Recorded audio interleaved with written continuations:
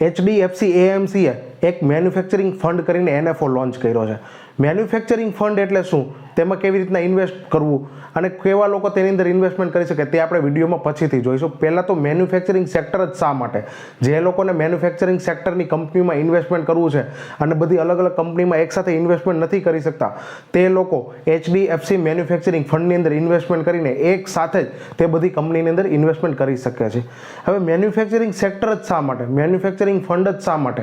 આપને ખબર છે કે મેક ઇન ઇન્ડિયા કરીને સ્લોગન છે ને, તે આપણે ઘણા ટાઈમથી સાંભળીએ છીએ અને તે ઇમ્પ્લિમેન્ટ પણ થયું છે. બહારની ઘણી બધી કંપનીઓ ઇન્ડિયામાં આવીને મેન્યુફેક્ચરિંગ પણ કરે છે અને સેલિંગ પણ કરે છે. ઘણી મોટાભાગની મોબાઈલ કંપનીઓ ઇન્ડિયામાં આવીને તેનું મેન્યુફેક્ચરિંગ સ્ટાર્ટ કર્યું છે. આ ઉપરાંત આપણે ખબર છે કે ઘણી ચાઇનાની એપને મોદી સરકારે છે તે બેન્ડ કરેલી છે. તો આ બધું છે ને તે મેક ઇન ઇન્ડિયાની અંદર આવે છે. આ ઉપરાંત આપણા 75માં સ્વાતંત્ર્ય દિવસે ભારતનો અમૃતકાળ આવું એક જાહેર થયું હતું. એટલે કે 2047 સુધી ભારતમાં શું શું થવાનું છે, ભારતની ઇકોનોમીને કેવી રીતના આગળ લાવવાની છે, તેનો એક રોડમેપ જાહેર કરવામાં આવ્યો હતો. આ ઉપરાંત આપણી ઇન્ડિયાની ઇકોનોમીને વર્લ્ડની 3rd નંબરની ઇકોનોમી બનાવવાનું છે, આનો પણ ટાર્ગેટ છે. તો આ બધા સેક્ટર છે, આ બધા જે ગોલ છે તે એચીવ કરવા માટે મેન્યુફેક્ચરિંગ સેક્ટરનું બૂસ્ટ થવું ખૂબ જ જરૂરી છે. અને આપણે ખબર છે કે ઘણા સમયથી મેન્યુફેક્ચરિંગ સેક્ટર છે તે બૂસ્ટ પણ થઈ રહ્યું છે. તો આ મેન્યુફેક્ચરિંગ સેક્ટર બૂસ્ટ થશે તો તેની અંદર જો પૈસા ઇન્વેસ્ટમેન્ટ આવશે તો તે પણ બૂસ્ટ થવાના ચાન્સીસ છે. એટલા માટે HDFC AMC છે તેને આ NFO લોન્ચ કર્યો છે અને તેની અંદર ઇન્વેસ્ટમેન્ટમાં આપણે પાર્ટિસિપેટ કરી શકીએ છીએ. તેનો ટાઈમ પીરિયડ કેટલો છે તે આપણે વિડીયોના એન્ડની અંદર જોઈશું. પહેલાં તો NFO એટલે શું તે આપણે ડિસ્કસ કરી લઈએ. આપણે ઘણી વખત સાંભળ્યું છે સ્ટોક માર્કેટની અંદર IPO આવે છે. તો જેવી રીતના IPO આવે ને એવી જ રીતના NFO હોય છે. IPO અને NFO. તો IPO અને NFOમાં શું ડિફરન્સ છે ને તે જોઈએ. IPO એટલે આપણે ખબર છે કે ઇનિશિયલ પબ્લિક ઓફરિંગ, એટલે કે ક્યારે કોઈ પણ કંપની હોય તેને પોતાની કંપની પબ્લિક લિસ્ટેડ કરવી હોય, એટલે કે તે પોતાના કંપનીનો અમુક હિસ્સો છે તે માર્કેટની અંદર શેર કરે, એટલે કે પબ્લિક માટે ઓફર કરે ને તેની અમુક પ્રાઇસ હોય. જેમ કે IPO લોન્ચ થાય તો IPOની અમુક પ્રાઇસ હોય, જેમ કે શેરની પ્રાઇસ 101 રૂપિયા હોય, ક્યારેક 543 રૂપિયા હોય, ક્યારેક 1000 રૂપિયા હોય. આ ઉપરાંત એમાં કેવું હોય કે લોટ વાઇઝ હોય. સમજો કે આમાં છે તો તમે 15,000 રૂપિયાનો એક લોટ લઈ શકો અને લોટ લઈ અને જ્યારે પણ કંપની લિસ્ટેડ થાય, IPOની વાત કરીએ છીએ, જ્યારે પણ કંપની લિસ્ટેડ થાય ત્યારે કંપનીની ડિમાન્ડ કેવી છે, IPOની ડિમાન્ડ કેવી છે, એના પ્રમાણે આ ભાવ છે તેમાં વધઘટ થઈ શકે. સમજો કે કંપનીની સારી એવી ડિમાન્ડ હોય તો તેનો ભાવ વધે. કંપનીની ડિમાન્ડ એટલે કે એટલા કોઈ IPOમાં પાર્ટિસિપેટ ના થયા હોય તો તેનો ભાવ ઘટી પણ શકે છે.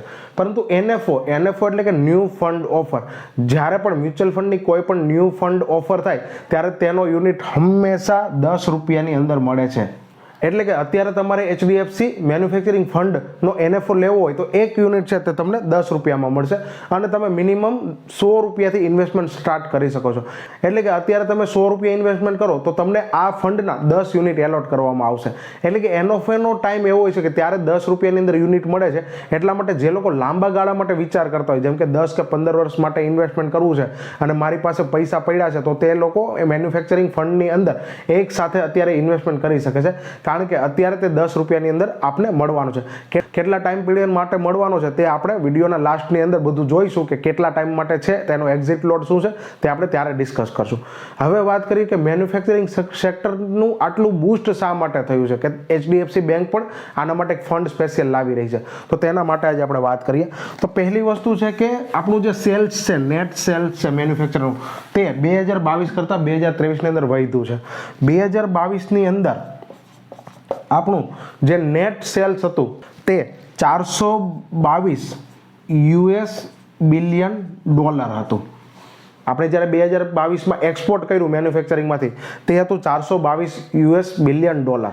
જ્યારે 2023ની અંદર એ જ વસ્તુ ઇન્ક્રીઝ થઈ છે. કેટલી? 447 US બિલિયન ડોલર. એટલે કે 6.03%થી આપણું એક્સપોર્ટ છે તે ઇન્ક્રીઝ થયું છે. એનો મતલબ કહેવાનો મતલબ એવો છે કે મેન્યુફેક્ચરિંગ સેક્ટર છે ને તે સારું પરફોર્મ કરે છે, તેના લીધે આ વધ્યું છે. એટલે કે એવો અંદાજ છે કે 2030 સુધીમાં આ જે સેક્ટર છે જે 6% ઇન્ક્રીઝ થયું છે તેને 17% સુધી ઇન્ક્રીઝ કરવાના ચાન્સીસ છે, ઇન્ક્રીઝ કરવાના પ્રયત્ન કરશે. અને આપણે ખબર છે કે અત્યારે ઇલેક્શનનો માહોલ છે. ઇલેક્શનના માહોલમાં આપણા પ્રધાનમંત્રી શ્રી જે પણ રેલીમાં જાય ત્યાં પહેલાં જ એવું કહે છે કે મારા ત્રીજા કાર્યકાળમાં અમુક નિર્ણયો એવા લેવાના છે જેનાથી આપણી ઇકોનોમી છે એને ફાયદો થવાનો છે.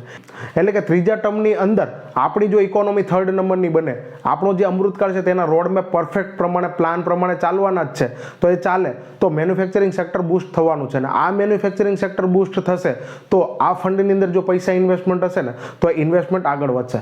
છતાં પણ એક અહીંયા ક્લિયરિટી એ છે કે કોઈ પણ ઇન્વેસ્ટમેન્ટ કરતા પહેલા તેના ઉપર કેરફુલી વિચાર કરવો જરૂરી છે. કારણ કે વિડીયોના માધ્યમથી અમે છે ને ફંડની શું સ્પેસિફિકેશન છે, ક્યાં ક્યાં ઇન્વેસ્ટમેન્ટ કરશે તેના વિશે જણાવી શકીએ છીએ, પરંતુ લાસ્ટમાં ઇન્વેસ્ટમેન્ટ કરવાનું ડિસિઝન કસ્ટમરનું હોય છે, ક્લાયન્ટનું હોય છે. એટલા માટે સાવધાનીપૂર્વક મ્યુચ્યુઅલ ફંડની અંદર ઇન્વેસ્ટમેન્ટ કરવું જોઈએ. લાંબા ગાળા માટે જો તમે વિચારતા હોય તો તેની અંદર ઇન્વેસ્ટમેન્ટ કરવું સલાહભર્યું છે.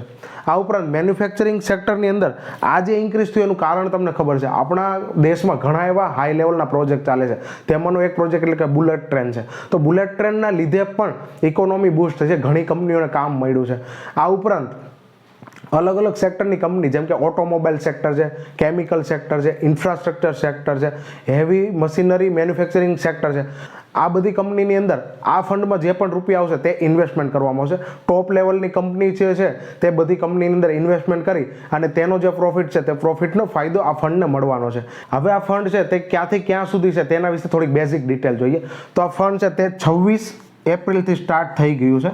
26 એપ્રિલથી 10 મે સુધી તેની અંદર યુનિટ આપવામાં આવશે. 10 મે સુધી યુનિટ આપવામાં આવશે. એલોટમેન્ટ 15 મેએ આપવામાં આવશે. એટલે કે જે પણ તમે પૈસા ઇન્વેસ્ટમેન્ટ કરો છો તેના યુનિટ તમારા એકાઉન્ટની અંદર 15 મે સુધી આપવામાં આવશે. એક્ઝિટ લોટની વાત કરી લઈએ. એક્ઝિટ લોટ એનો છે 1 મંથ. એટલે કે તમને જે પણ યુનિટ મળ્યા છે 15 મે જે પણ યુનિટ મળ્યા છે તો 1 મહિનાની અંદર જો તમે તમારા પૈસા વિથડ્રો કરો છો તો તમને 1% એક્ઝિટ લોટ લાગશે. એટલે કે જે પણ એમાઉન્ટ હોય તેની ઉપર 1% તમને એક્ઝિટ લોટ લાગશે. તે કાપી અને તમારી એમાઉન્ટ છે તે તમને પાછી આપવામાં આવશે. આ ઉપરાંત રાકેશ સેઠિયા છે તે આ ફંડના ફંડ મેનેજર છે.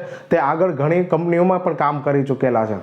આ ફંડ વિશે તમારે વધારે માહિતી જોતી હોય કે કેવી રીતના ઇન્વેસ્ટમેન્ટ કરવું NFOની અંદર, તો ડિસ્ક્રિપ્શનની અંદર મારો નંબર આપેલ છે, તેના ઉપર ડાયરેક્ટ તમે મને ફોન કરી શકો છો. આ ઉપરાંત આ ફંડ વિશે કે આના વિડીયો વિશે તમને કોઈ ડાઉટ હોય તો કોમેન્ટ સેશનમાં તમે કોમેન્ટ કરો અને આ વિડીયો છે તે તમારા ફ્રેન્ડ સાથે શેર કરો, જેથી તેને પણ NFOની થોડી ડિટેલની ખબર પડે શું છે, કેવી રીતના ઇન્વેસ્ટમેન્ટ કરવું જોઈએ. અને હજી સુધી મારી ચેનલને સબસ્ક્રાઇબ નથી કરી તો મારી ચેનલને સબસ્ક્રાઇબ કરી લો.